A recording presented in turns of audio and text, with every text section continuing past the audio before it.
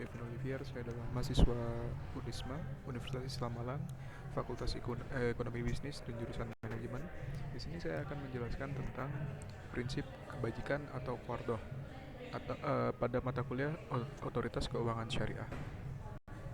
Yang pertama sendiri adalah beberapa pengertian qardoh menurut undang-undang dan empat madhab. Yang pertama adalah madhab Hanafi, yaitu harta benda yang kamu serahkan atau kamu pinjamkan kepada seseorang dengan harap mendapatkan pengembalian barang yang sesuai. Jadi namanya dengan akad meminjam itu kita meminjamkan barang, tapi pengembaliannya juga dengan barang yang sesuai dengan apa yang kita pinjamkan. Yang kedua adalah madzhab Maliki, penyerahan pinjaman kepada pihak lain sesuatu yang memiliki nilai harta yang dimiliki. Nah, untuk madzhab Maliki sendiri konsepnya seperti madzhab Hanafi. Karena ini akadnya peminjaman, jadi barang yang dikembalikan harus sesuai dengan apa yang seperti dipinjamkan.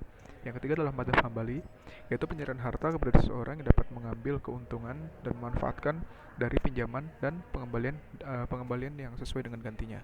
Nah, eh, madzhab-madzhab tersebut, tiga madzhab tersebut sama-sama eh, memiliki konsep yaitu akad pinjam, yaitu dengan menyerahkan jumlah pengembalian yang sesuai. Yang keempat adalah mazhab Syafi'i, akad perjanjian yang dibuat khusus oleh pemberi dana atau pemberi pinjaman untuk mengembalikan hartanya pada seseorang yang dipinjam.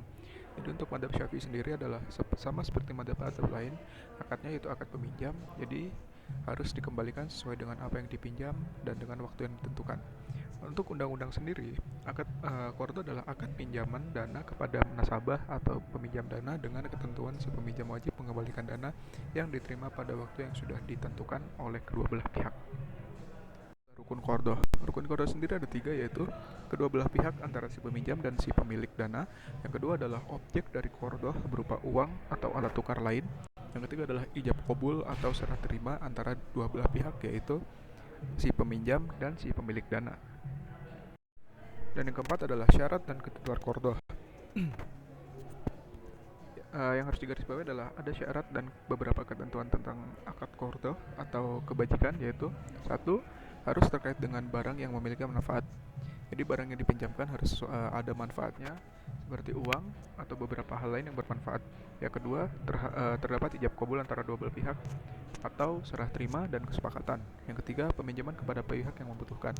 Jadi biasanya qardo dilakukan kepada pihak yang sangat membutuhkan, entah untuk kehidupan pribadi atau beberapa kepentingan lain. Yang keempat adalah pengembalian wajib dengan jumlah yang sama. Karena akadnya peminjaman, jadi jumlah yang harus dikembalikan harus sama dengan apa yang dipinjamkan. Yang kelima adalah biaya administrasi dibebankan pada peminjam. Jika ada biaya administrasi pada akad tersebut, maka si peminjam wajib membayar administrasi, bukan si pemilik dana. Dan yang keenam adalah peminjam dapat memberikan tambahan secara sukarela. Untuk tambahan sendiri itu harus secara sukarela dari si peminjam, mungkin sebagai tanda terima kasih. Karena kalau tambahan tersebut ditentukan oleh sang pemilik dana, jatuhnya akan terjadi riba. Si qardo sendiri yaitu si pemilik dana atau si pemilik uang memberikan dana pinjaman kepada si peminjam dana, di mana pemilik dana tersebut memberikan dana atau pinjaman dan tidak mengharapkan imbal balik atas dana yang telah diberikan. Jadi pemilik dana itu tidak mengharapkan kelebihan atau timbal balik atas apa yang dipinjamkan kepada si pemilik dana, yang nantinya kalau misal menargetkan suatu target atau menagih imbalan yang setimpal, itu akan jatuhnya riba. Tujuan qardo sendiri itu adalah tujuan utama yang pembiayaan qardo hasanah ini untuk menolong si peminjam dana yang berada dalam keadaan mendesak atau sulit, baik untuk memenuhi hal-hal yang bersifat konsumtif maupun produktif.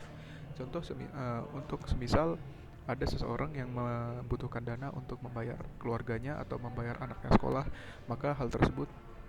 maka pinjaman qardo atau akad qardo ini sangat membantu para peminjam dana yang sedang mengalami kesulitan.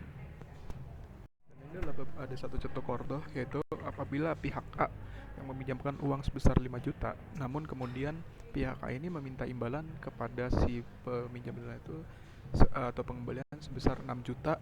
Nah, di situ kan sudah terjelaskan bahwa pihak A ingin mendapatkan keuntungan sebesar 1 juta pada pinjaman tersebut. tanpa kejelasan tentang kelebihan uang 1 juta tersebut, maka hal itu disebut dengan riba fardhah. Hal itu sangat tidak diperbolehkan karena masuk kepada riba. Sekian penjelasan dari saya, kurang lebihnya mohon maaf. Assalamualaikum warahmatullahi wabarakatuh.